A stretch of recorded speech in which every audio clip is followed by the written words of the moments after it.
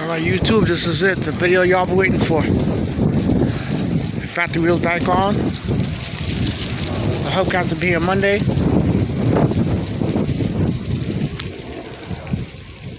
That's my side skirt extension.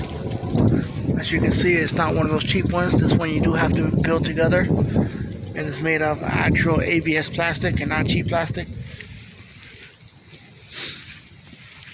Within the next couple of days, I should have the one coming in for this side underneath the muffler. Do have the rear diffuser. As you can see, it's not a cheap one. It's the one that you do have to build. This one's 34 inches. My side skirt extensions, those are 30 inches. And I can just say it pulls the whole car together. Can't wait to get the back on there. Personally, I didn't want to do nothing in the front because the bumpers were so good. I didn't want to mess that up. There you go, guys. The front lip from Duraflex. It fits exactly like it should. Nice tight fit. As you can see, even with the car all the way aired out, you still got plenty of room on the bottom.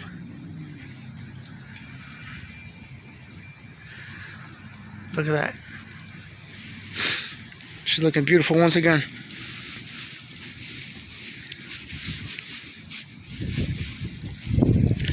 I said, once I get an update on those hubcaps and they come in, I'll post a video of the hubcaps on there.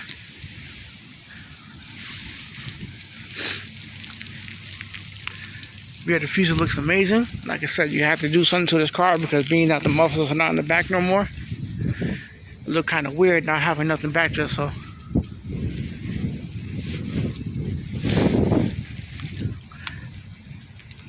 you know, the rims brand new painted. They came out good.